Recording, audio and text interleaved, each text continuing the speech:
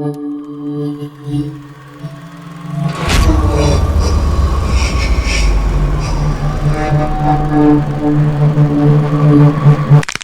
back and get comfortable. I have a few stories to share with you.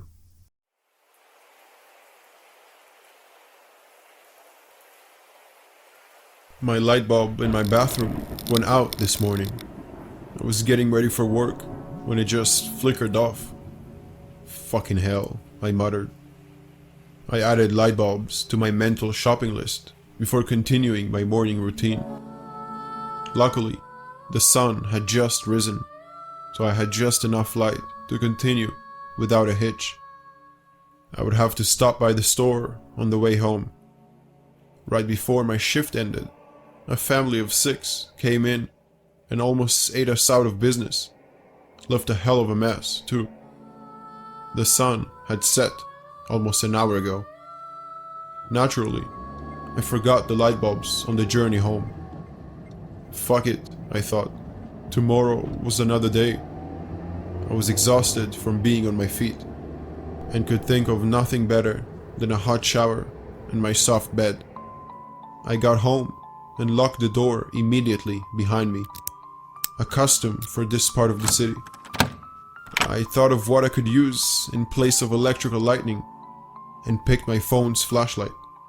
It was bright enough to just peek over the curtain of my shower, casting a shadow on top of my curtain on the rest of the shower. Since I lived alone, there was no point of closing the door, so I took my clothes off and stepped into the tub. As I rinsed my hair, free of shampoo, I saw a shadow move across the ceiling. I froze. My mind began running a mile a minute. Was it the shower curtain moving because I bumped it, perhaps? Or maybe the water, or an insect had moved past the flashlight. I stared at the ceiling without moving a muscle. Just as I began to calm down, believing the logical reasons I'd listed in my head, it moved again. This time, I could clearly make out a human head. Jesus fuck, this is how I'm gonna die, naked and afraid.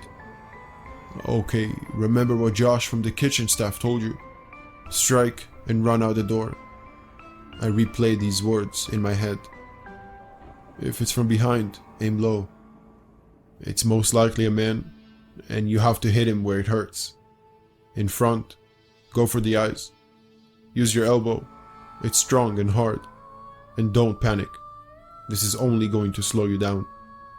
I waited for what felt like hours, but I'm counting the seconds. It's been 486 seconds since it last moved. The shower's beginning to get cold. I think he knows I saw him. Another 143 seconds. He clears his throat. I almost throw up. I know that shower's cold, darling. Your water heater's very small. I can hear the smile in his voice. The floor creaks from the other side. I see his silhouette reaching for the curtain.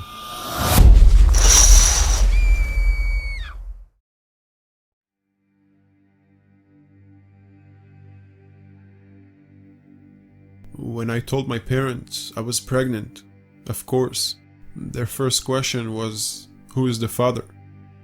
Truthfully, I don't know. I remembered snippets of the night. A man with a long beard and heavy metal tattoos. And I've been on every flavor of narcotic at the time, and I couldn't remember much else. So they shipped me off to my aunt's house to birth my shameful love child in secret. It was a quaint lakeside cottage with picket fence and neatly lined purple flowers. My own personal hell.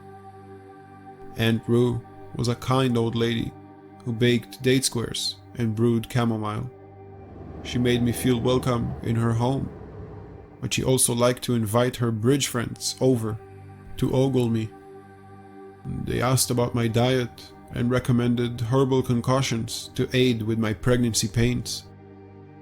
They stared relentlessly at my bulging stomach almost hungrily, always waiting to feel the baby kick or gather in a silent prayer circle around me. "He's going to be a very special boy," Aunt Rue declared, somehow having determined its gender. It skeeved me out, but I endured it, even when Aunt Rue suggested I forgo a hospital birth and instead entrust her friends to deliver the baby. Little chance of that happening, but I smiled and nodded away. As the pregnancy progressed, I began to suffer strange blackout spells. I would be lying on the couch, then awaken in my bedroom upstairs, with no memory of the in-between. Aunt Rue suggested my growing uterus was putting pressure on blood vessels in my brain, causing the blackouts. Google confirmed her diagnosis. But I also began having nightmares, vivid, terrifying nightmares, remixing elements of my daily tedium. Aunt Rue, her bridge friends, even my mysterious baby daddy were gathered around me, chanting as I laid naked on some sort of altar, surrounded by melting candles, leather-bound books, and the severed hoofs and heads of black-bearded goats. Everyone I spoke to, my parents, girlfriends back home, doctors, all asked the same question: who is the father? But Aunt Rue and her friends hadn't asked once, almost as if they already knew. I recalled the image I had retained of the father, covered in tattooed pentagrams. So I left, withdrew some cash, and drove aimlessly for several hours, until I found a nondescript motel to check into. I figured I'd lay low until the baby was born, then apologize by phone to Aunt Rue. For once, I slept fine. But when I awoke the next morning, I found a note had been laid on the pillow beside me, with a simple message scribbled in Aunt Rue's handwriting. "When we want him," the note said, "we will take him."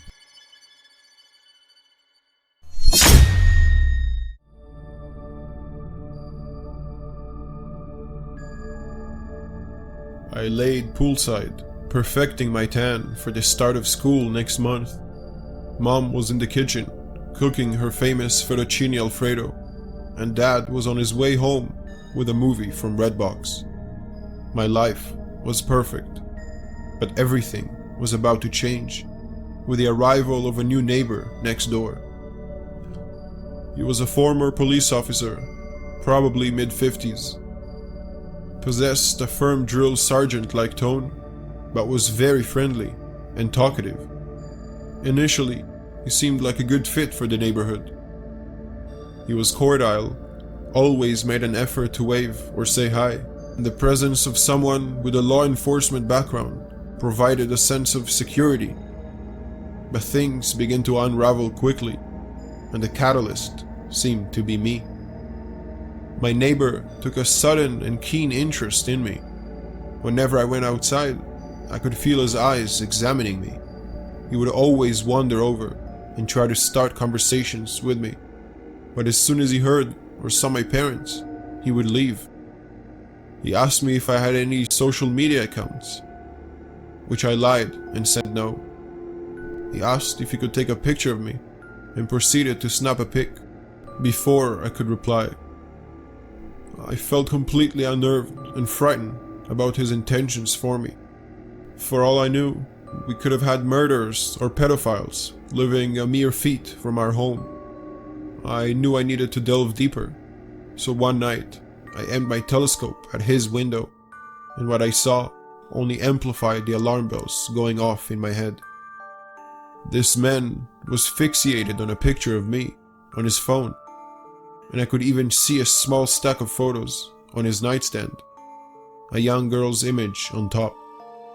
My blood ran cold, as this all but confirmed my fear. He must be a pedophile. The next night, I saw him sneakily rummaging through our trash can. I watched in horror and disbelief as he removed my used tampon, got into his car, and sped off in the night. This was the final straw. I knew that in the morning I would have to alert my parents and get in contact with the police. I woke to the sound of police sirens and a loud commotion downstairs. I hopped out of bed and saw my parents being taken away in handcuffs. I started screaming and crying as I rushed towards the door, but I was stopped by the neighbor. With a horrified expression, he muttered, "I am so sorry. Those are not your real parents. You were kidnapped and missing for the past 14 years. DNA test just confirmed it."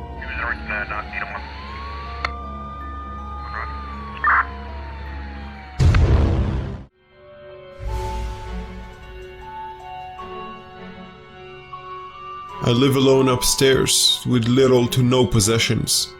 I've always believed in a minimalistic life, and the few things that I have that are absolute necessities, I am borrowing from others. Every day I leave to run around town, and I always do my best not to disturb the guy downstairs. I'm really not a people's person, and I don't want to meet him. I don't think he wants to meet me either. The past few nights, when I've returned home, I've noticed things out of place. As I said, I don't have any possessions, so when they are out of place, it is easy to notice. I keep inspecting the room for misplaced items, and that's when I see all the proof that I need. A little surveillance camera in the corner. I wouldn't have noticed it if it wasn't for the red light showing that it was recording currently. Instantly, my gut drops. What kind of a sick freak would watch me like that? All I've ever wanted was to be left alone. Is that much to ask? With all the thoughts going through my head, I try to collect myself. I'll have to find somewhere else to live, and last time I moved, it took me forever to find a new place. I didn't want to stay here anymore, but I didn't want to be homeless either. I could hear footsteps coming from the stairs now. I reached down into my pocket for the knife that I've always kept on me, the one possession that was really mine. I hid behind the door, waiting for whoever was coming up the stairs to open the door. When he finally opened it, I plunged the knife deep. He struggled to stay up, but this wasn't my first rodeo. After the struggle was over, he was close to death. I pulled his wallet out and took the cash that was in there. With a sad look on his face, he asked me who I was and what I was doing in his attic. I plunged the knife into him, making sure he was dead. Time to find a new place.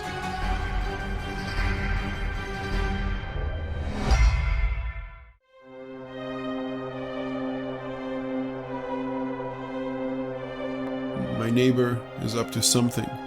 I know it. It took me a while to notice anything was off.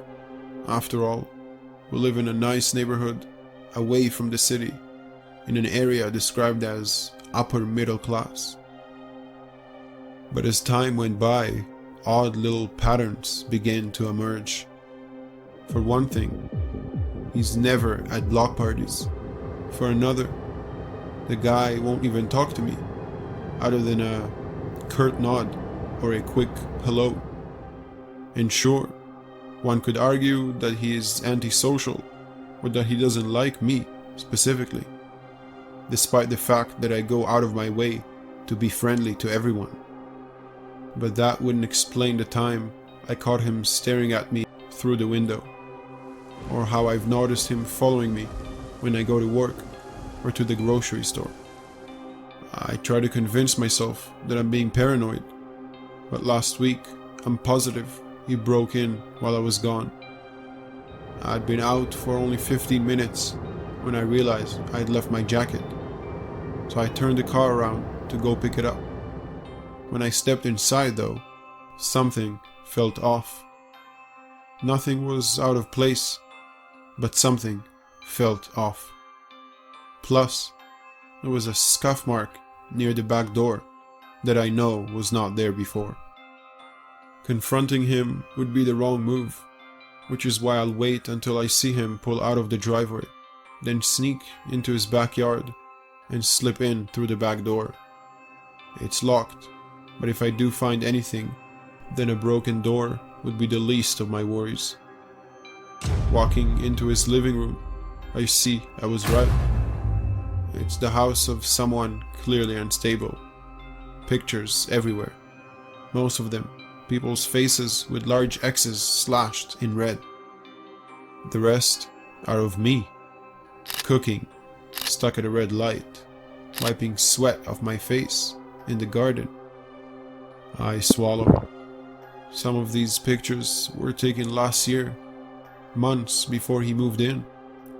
Keys rattle in the lock as I hear noises by the front door. I look outside and see his car in the driveway. Panicking, I jump through the first door available, which turns out to be a closet, as my neighbor walks in and shuts the door. I hear the footsteps in the hall as he gets closer to my hiding place, and then he opens the closet. Whatever he expected to find, my naked body clutching a butcher knife clearly was not one of them. A scream escapes his lips before blood spills from his mouth. My knife plunging again and again and again into his body. Finally, after what feels like ages, but in reality was only about 12 minutes, I compose myself and begin cleaning up. How this man managed to track me down, let alone how he knew about all of my other victims, would have to come later. Picking up his feet to drag him away though, I smiled. I knew he'd been up to something.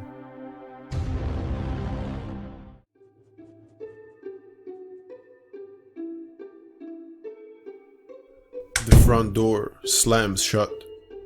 I know the sound too well. I listen for all the good or bad signs. I hear muffled laughter and giggling. These are the bad signs. I squint my eyes shut in my bed, hoping this passes. The noises get louder as they make their way from the front door down the hallway. It sounds like two teenagers, drunk and in love, about to experience a night of passion. But it's just my mother. She picked up another one-night stand from the bar, and she's probably drunk. She stumbles around the hallway, being as loud as possible, while telling her date to keep quiet. They are right outside my bedroom door. I feel dread as I close my eyes, praying to let me rest. I hear them open the door to her bedroom, then slam it shut. My mom tells him that he's going to wake the neighbors before they start making love. They go at it, and it's not quiet. Finally, I get up and kick my door angrily. I hear her bed stop squeaking. "What was that?" he says. "It's nothing," she coos. As the sex continues, I sit on my bed, rocking back and forth. The sex stops and the room is quiet. "I'm getting a drink," the man exclaims. Her bedroom door opens moments later. I hear him walking down the hallway. The silent sound of my mom crying can be heard. I walk up to my bedroom door and put my ear to it. I hear her whispering to herself. "I'm a terrible mother." She repeats it like a prayer, and the sobs comes out. I place my hand against the door. The man makes his way down the hallway, and I start backing away from the door. It swings open as he's standing there, looking right at me, before looking around my room. "Don't go there," my mom screams, as she gets out of bed. She storms into the hallway and tries pulling the man out of the entrance to my room. "Didn't realize you had a kid," he says. "I don't," she says, slurring her words. "She ran away a year ago, probably dead on the side of the road or something." She looks at me, but doesn't see me. Tears roll down her cheeks as she turns around. The man follows her, closing my bedroom door.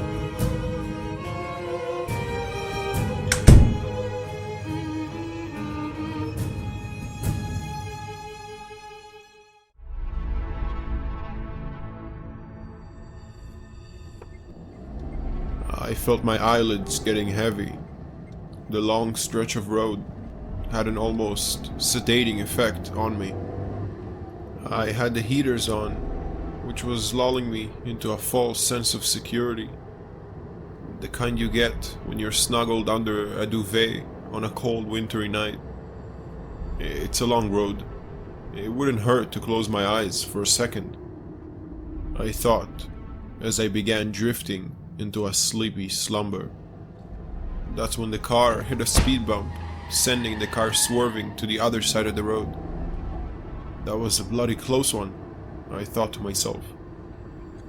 I knew if I didn't find a place to pull in, I was going to kill someone.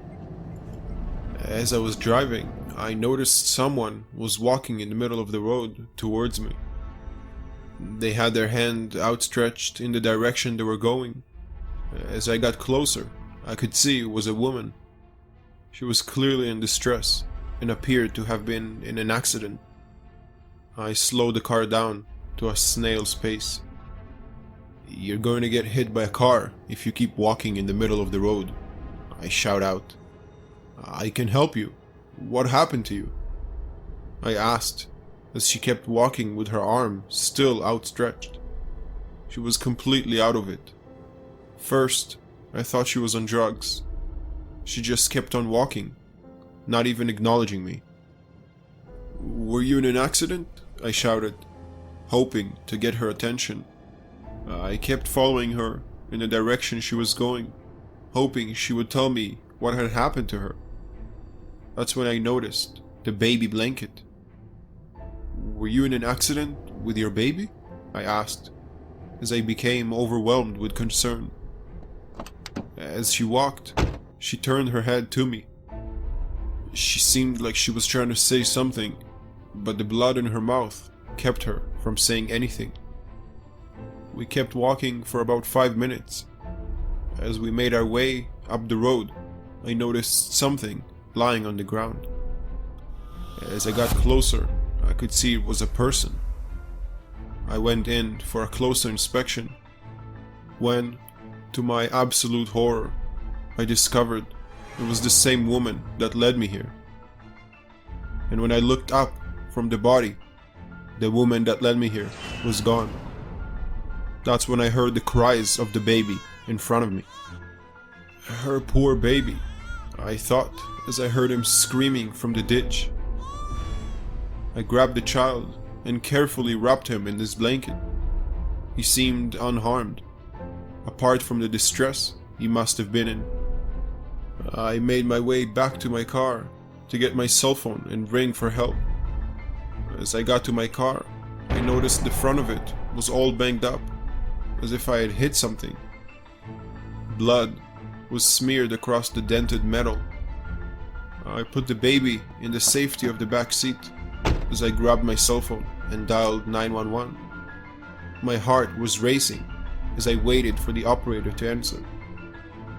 911, what's your emergency? Hello, yes, I think I killed someone.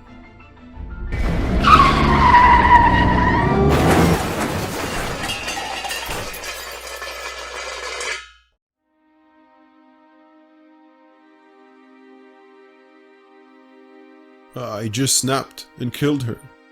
It all happened in a split of a second. She was nagging me and wouldn't stop. So I hit her to shut her up.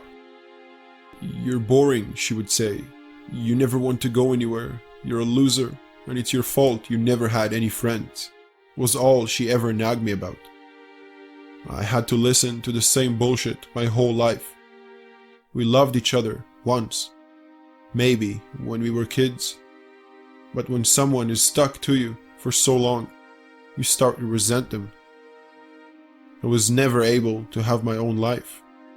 Whenever I tried to assert my own independence, she was always there to nag me about it. Shelley was the attractive twin.